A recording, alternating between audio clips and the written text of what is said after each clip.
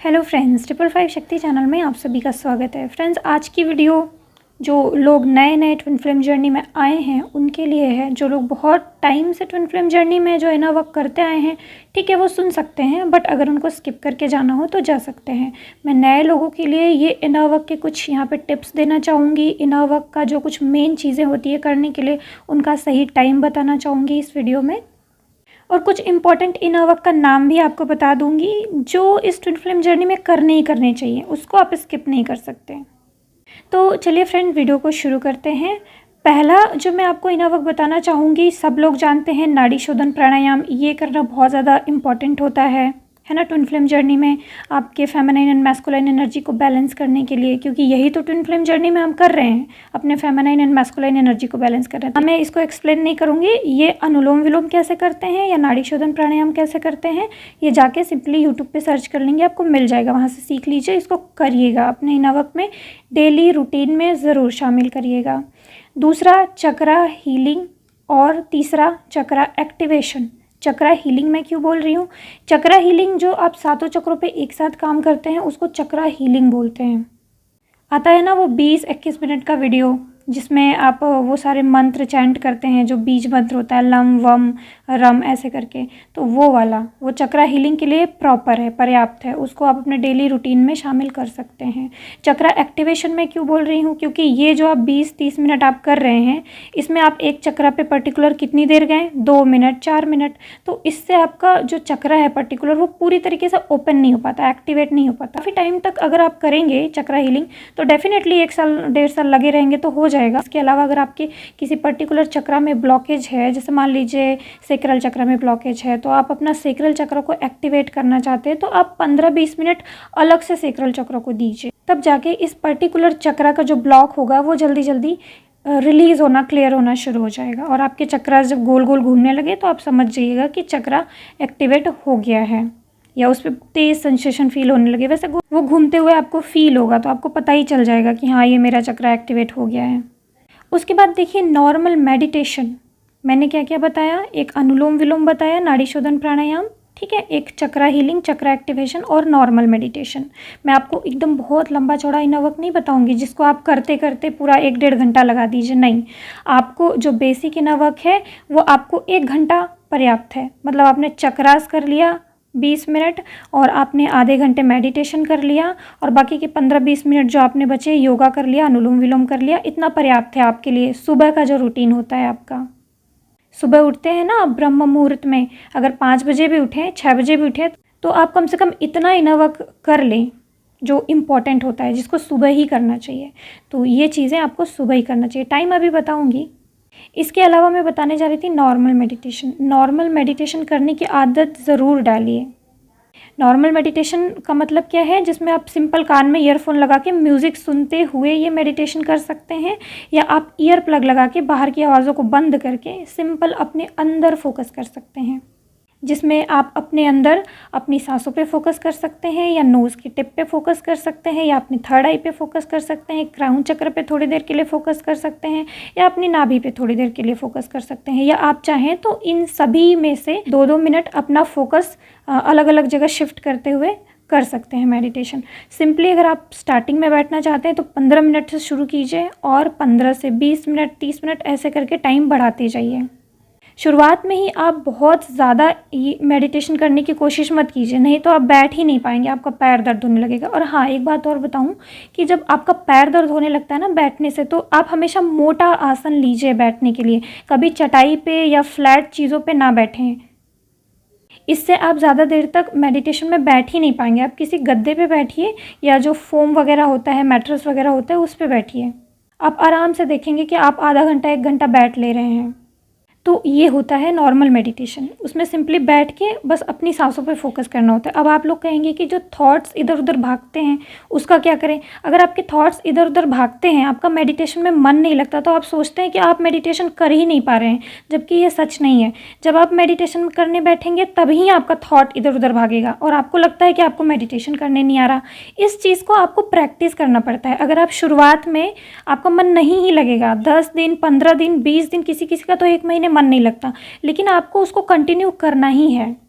आप कभी भी मेडिटेशन में बैठे तो आपका थॉट इधर उधर भागे तो आप कभी भी ये मत सोचिए कि आप मेडिटेशन कर नहीं पा रहे हैं। आप क्या, कोई भी होता है जो मेडिटेशन स्टार्ट करता है तो उसको यही सारी प्रॉब्लम होती है कि उसका मेडिटेशन में मन नहीं लगता, थॉट इधर उधर भगते हैं। तो आप अपने थॉट को पकड़ के लेके आइए और एकाग्र कीजिए। फिर आपका थॉट इधर उधर चला जाए, फिर आपको याद आए मेडिटेशन में कि अरे मैं तो ये क्या सोच रही थी या क्या सोच रहा था, तो आप फिर उस थॉट को पकड़ के अपनी सांसों पे फोकस कीजिए या कहीं जहाँ भी आप फोकस करना चाहते हैं वहाँ पे कीजिए। ऐसे फिर भागे तो फिर पकड़ के लेके आइए। तो ये प्रैक्टिस करना पड़ता है आपको। अपने अंदर की आवाज़ों को सुनने का प्रयास कीजिए, या जो म्यूज़िक आप सुन रहे हो म्यूज़िक की बारीक आवाज़ों को सुनने का प्रयास कीजिए, या अपनी सांसों को काउंट करने का प्रयास कीजिए। आपका ध्यान लग जाएगा मेडिटेशन में। और शुरुआत हमेशा 15 मिनट से ही कीजिए। आप 15 मिनट का कोई म्यूज़िक लगा के बैठ सकते हैं। जब आप थोड़े से शुरुआत करेंगे ना तो धीरे धीरे ये टाइम अपने आप ही बढ़ेगा। आपका मन लगना चाहिए पहली बात मेडिटेशन में। मेडिटेशन बोरिंग नहीं होना चाहिए। जब बोरिंग हो जाता है मेडिटेशन, जब आप कुछ एक्सपेक्ट कर लेते हैं कि नहीं मुझे इतना टाइम मेडिटेशन करना ही करना है, मुझे थॉट तो आना ही नहीं चाहिए, मैं मेडिटेशन करती हूँ या करता हूँ तो मेरे पैर दर्द होने लगते हैं, मेरे से तो बैठा नहीं जाता, ये सब एक बहाने हैं।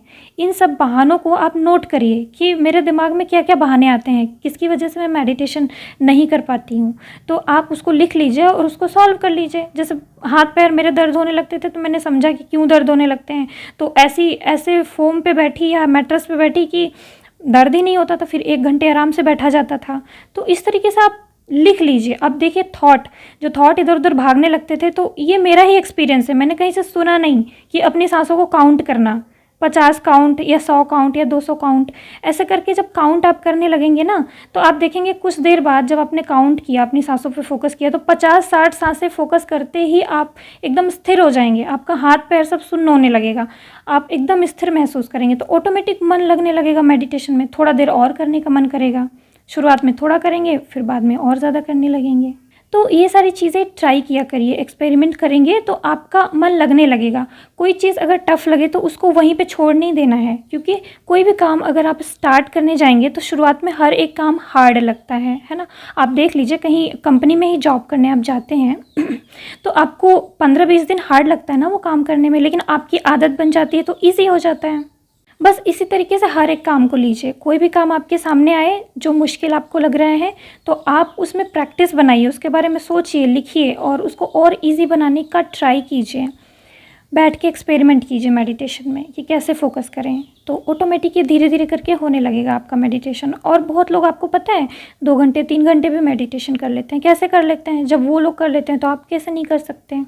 और हाँ, अभी अभी मैंने 3-4 इनर आपको बताए, ठीक है, इतना ही बहुत है। आप हमेशा जो बेसिक मेडिटेशन या चक्रास या सिंपली जो प्राणायाम या योगासन, इतना ही ऐड करिए अपने सुबह वाले रूटीन में, क्योंकि सुबह आप अपने आप को सिर्फ 1 घंटा ही निकालिए। 1 घंटा बहुत है इनर वर्क करने के लिए, और 1 घंटे में नॉर्मल मेडिटेशन या चक्रा हीलिंग, चक्रा एक्टिवेशन या आपका योगा इतना हो ही जाएगा। और इतना आप सुबह उठ के कर लीजिए। उसके बाद वॉकिंग वगैरह कीजिए अगर बहुत समय है तो। अगर आप और कुछ इनर वर्क करना चाहते हैं तब उसको ऐड कर लीजिए। सुबह का आपका एक रूटीन ऐसा होना चाहिए जिसको आप स्किप ना करें, उसको रोज़ करें। और सारे इनर वर्क ऐड करना चाहते हैं तो आप ऐड कर सकते हैं। इसके अलावा बहुत सारे मंत्र चैंटिंग वगैरह आते हैं। आपको कभी कभी यूनिवर्स से गाइडेंस मिलेगी कि हीलिंग कर लीजिए, कोई गाइडेड मेडिटेशन कर लीजिए, कोई ग्रीन तारा मंत्र कर लीजिए, कोई क्लीम मंत्र कर लीजिए। तो ये सारे बीच बीच में गाइडेंस आती रहेंगी, जाती रहेंगी। मतलब आपको गाइडेंस मिली, आपने 10-15 दिन किया, फिर छोड़ दिया, फिर आगे बढ़े, फिर कुछ और गाइडेंस मिली, आपने किया, छोड़ दिया। तो ये सारी गाइडेंस मिलती रहेंगी। इसको रेगुलर नहीं करना होता। जो रेगुलर बेसिस पे आपको करना होता है वो यही है। चक्रास कर लीजिए, मेडिटेशन कर लीजिए, प्राणायाम कर लीजिए। इसके अलावा अगर आप अपने इनर वर्क के रूटीन में और कुछ शामिल करना चाहते हैं, 1-2 चीज़ें, तो वो कर लीजिए।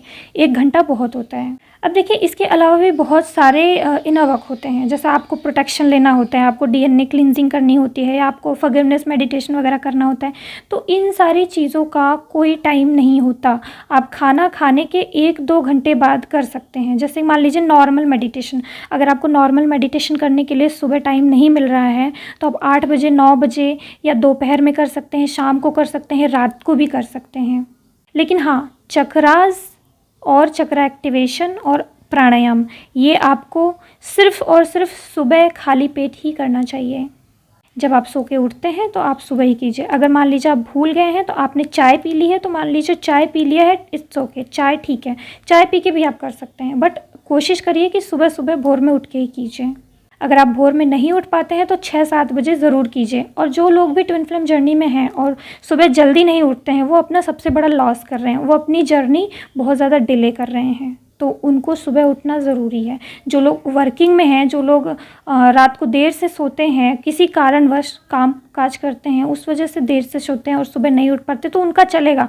गॉड उनको देख रहे हैं कि बंदा सही है तो माफ़ कर देते हैं और वो अपनी तरफ से उनको एबंडेंस दे देते हैं। लेकिन जो आलसवश, मतलब जो लेज़ीनेस की वजह से सुबह जल्दी नहीं उठते, उनको सबसे ज़्यादा प्रॉब्लम फेस करना पड़ सकता है, क्योंकि गॉड हमेशा डिसिप्लिन फॉलो करने के लिए बोलते हैं। अगर आप डिसिप्लिन फॉलो नहीं कर रहे हैं तो आप अपनी जर्नी डिले करेंगे और ईश्वर से भी कनेक्शन आपको ज़्यादा नहीं मिल पाएगा। गॉड भी आपसे ये एक्सपेक्ट करेंगे कि आप डिसिप्लिन रहे, तभी वो आपसे जुड़ेंगे। थोड़ा बहुत तो सभी को गाइडेंस मिलता है, लेकिन अगर आप अच्छे से ईश्वर से जुड़ना चाहते हैं तो रूटीन तो फॉलो कीजिए और ब्रह्म मुहूर्त में ज़रूर उठिए। और सुबह तो आप ये नॉर्मल मेडिटेशन वगैरह करेंगे, चक्रास वगैरह करेंगे, तो आप ये जो नॉर्मल चीज़ें होती हैं, जैसे हीलिंग्स वगैरह होती है, गाइडेड मेडिटेशंस वगैरह होते हैं, मिरर एक्सरसाइज वगैरह होता है, कुछ लिखना होता है, शैडो वर्क वगैरह होता है, ये सब आप दोपहर में किया करिए, शाम को किया करिए या सोते समय किया करिए। लेकिन जो आपका सुबह वाला टाइम है वो चक्रास के लिए और नॉर्मल मेडिटेशन के लिए, योगा के लिए, प्राणायाम के लिए फ़िक्स होना चाहिए डेली, क्योंकि इसको सुबह ही करना चाहिए, इसको दोपहर शाम को नहीं कर सकते हैं। अगर आप कर रहे हैं तो इसका बहुत ज़्यादा बेनिफिट नहीं मिलता है। अब देखिए, बहुत सारे लोगों की ये प्रॉब्लम होती है कि वो सुबह उठ नहीं पाते हैं और वो रेगुलर इनर वर्क नहीं कर पाते हैं।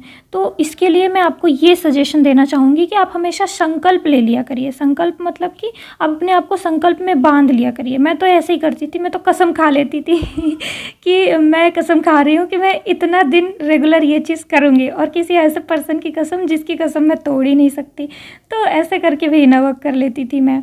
क्योंकि होता है ना, आलस होता है, कभी हम सुबह उठ नहीं पाते या रेगुलर शुरुआत में तो कोई इनर वर्क कर ही नहीं पाता है रेगुलर। तो मुझे तो एकदम मची थी कि नहीं, करना है करना है करना है, तो मैं कसम ही खा लेती थी। अगर मैं 2 दिन 4 दिन लेज़ीनेस दिख गया मुझे मेरे अंदर, तो मैं कसम ही खा लेती। तो ऐसा मुझे समझ आया कि जब हम किसी संकल्प में खुद को बांध लेते हैं तो हमको करना ही पड़ता है, मजबूरन उठना ही पड़ेगा। और इस तरीके से इनर वर्क में आप मंत्र साधना वगैरह भी कर सकते हैं। मुझे इसका बहुत ज़्यादा बेनिफिट मिलता था, इसलिए मैं आपको हमेशा ये सजेस्ट करती हूँ कि आप सुबह नहा धो के कोई एक संकल्प ले लीजिए और किसी का मंत्र साधना कीजिए। जैसे आपके गुरु हैं, जैसे हमारे साईं बाबा ही हैं, तो आप साईं बाबा को भी कर सकते हैं कि आप संकल्प ले लीजिए कि 21 दिन, 27 दिन, 28 दिन, 31 दिन, ऐसे करके मैं रोज़ सुबह उठ के इतना मंत्र करूँगी। आप रोज़ सुबह उठिए, नहा धो के कीजिए। इससे क्या होगा कि आपका इनर वर्क रूटीन बहुत ही बेस्ट हो जाएगा, ना ही आपको आलस आएगा। ऊपर से आपने भगवान की मंत्र साधना कर ली, उनसे कनेक्ट हो गए आप, उनका भी कनेक्शन आपको मिल गया, उनका गाइडेंस मिल गया। तो शुरुआत का जो है ना, वही आपको मजबूत करना होता है। मतलब शुरुआत में जब आपका मन भटकता है, आप डिसिप्लिन में नहीं रहते हैं, तो शुरुआत में ही आपको स्ट्रगल करना पड़ता है। एक बार आपको आदत लग जाती है ना, उसके बाद फिर प्रॉब्लम नहीं होती है। मतलब जितने भी लोग हैं जो इनर वर्क ठीक से नहीं कर पाते हैं या रूटीन फॉलो नहीं कर पाते हैं, उन सभी को ये संकल्प वाला प्रोसीजर अपनाना चाहिए कि अपने आप को संकल्प में बांध दीजिए और करिए। और सुनिए, अगर आपका संकल्प बाय द वे टूट जाता है तो आप सिंपली माफ़ी मांग लीजिए और गिल्ट फील मत करिए कि आपका कोई नुकसान हो जाएगा। ऐसा कुछ नहीं होगा। भगवान से थोड़ी सी आपको माफ़ी मांगनी पड़ती है बस, और कोई बहुत ज़्यादा गिल्ट फील करने की ज़रूरत नहीं है। गिल्ट की एनर्जी भी लो वाइब्रेशन एनर्जी है। ओके, तो टाइमिंग तो मैंने वैसे बता दिया है, लेकिन काफ़ी मिक्स करके बता दिया है, तो मैं अलग से बताती हूँ। जैसे कि नॉर्मल मेडिटेशन वो आपको सुबह करना चाहिए। अब नॉर्मल मेडिटेशन का कोई समय नहीं होता, आप दोपहर, रात को, शाम को भी कर सकते हैं। जो सुबह आपको करना ज़रूरी है वो होता है चक्रा हीलिंग, चक्रा एक्टिवेशन और प्राणायाम, ठीक है। और कोई योगा आप करना चाहते हैं तो वो ये सुबह ही करना चाहिए आपको। मिरर एक्सरसाइज, शैडो वर्क, ये सब आप दोपहर को भी कर सकते हैं, रात को भी कर सकते हैं। जो भी लिखने वाला काम है, सेल्फ एनालिसिस वाला काम है, फॉरगिवनेस वाले जो मेडिटेशन होते हैं या फिर और कोई गाइडेड मेडिटेशन होता है, वो सब आप दोपहर को, शाम को कर सकते हैं। और हाँ, एक और इन्फॉर्मेशन देना चाहूँगी कि जो आप चक्रास वगैरह करते हैं, तो अगर आपके पास गुरु नहीं है या आप किसी से ज़्यादा गाइडेंस नहीं ले पा रहे हैं, तो सबसे पहले आप अपने अपर चक्रास से शुरू कीजिए। मतलब जो आप चक्रा हीलिंग करते हैं, जो 7 चक्रों पे एक साथ 20 मिनट, वो तो आप रूट चक्र से स्टार्ट कर सकते हैं। लेकिन अगर आप अलग अलग चक्रों पे काम कर रहे हैं तो आप सबसे पहले अपर चक्रास को एक्टिवेट कीजिए। लोअर चक्रास यानी रूट चक्रा पे तो पहले मत ही आइए, क्योंकि रूट चक्रा में कुंडलिनी शक्ति होती है, वो ऊपर उठेगी। तो आपके अगर ऊपर के चक्रास ब्लॉक्ड रहेंगे तो वो ऊपर उठ नहीं पाती है, तो वो आपके बैक में पेन, कहीं किधर भी पेन, क्योंकि वो एनर्जीज रिलीज हो नहीं पाती या अपर चक्रास पे मतलब जा नहीं पाती क्राउन चक्र पे, तो बीच में प्रॉब्लम क्रिएट हो जाती है, आपको साइड इफ़ेक्ट्स होने लगते हैं। इसीलिए मैं हमेशा कहती हूँ कि आप अपर चक्रास पहले एक्टिवेट कर लें, उसके बाद आप रूट चक्र पे जाएं। अपर चक्रास के सारे इश्यूज़ हील करते करते आप इतने हील और बैलेंस हो जाते हैं कि जब आप रूट चक्र करते हैं तो उसकी एनर्जीज आराम से आपके क्राउन चक्र तक जा सकती है, आपको ज़्यादा साइड इफ़ेक्ट देखने को नहीं मिलते। ये मेरा पर्सनल एक्सपीरियंस है, ये मैंने कहीं सुना नहीं है। जब गुरु नहीं थे मेरे पास तो मुझे अपर चक्रास पे ही पहले अपर चक्रास को ही पहले क्लीन करने की गाइडेंस आती थी कि पहले अपर चक्रास को एक्टिवेट कीजिए, क्लीन कीजिए, उसके बाद लोअर चक्रा। जब भी मैं रूट चक्रा करती थी मुझे बहुत सारी रुकावटें आती थी या फिर साइड इफ़ेक्ट्स वगैरह होते थे, तो सबसे पहले अपर चक्रास को क्लीन किया, उसके बाद ही रूट चक्र पे जाइए।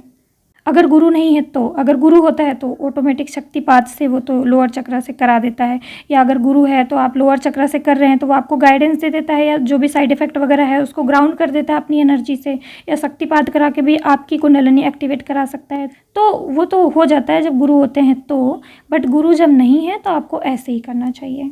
रूट चक्रों को जल्दी छेड़ना नहीं चाहिए।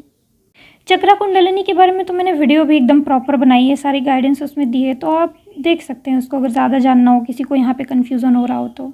वहाँ पे तो डिटेल में समझाएं, यहाँ पे डिटेल में तो नहीं समझाया जा सकता है। तो चलिए फ्रेंड्स, बस यही बताना था, कुछ इंपॉर्टेंट इनर वर्क और इसका टाइमिंग और कुछ मुझे टिप्स देने थे, तो बस यही था आज का वीडियो।